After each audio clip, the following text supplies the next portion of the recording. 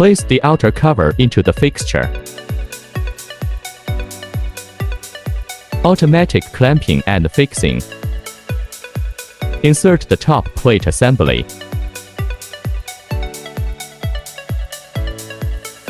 Fixture automatically locks and starts welding. Automatic seam welding based on the program trajectory.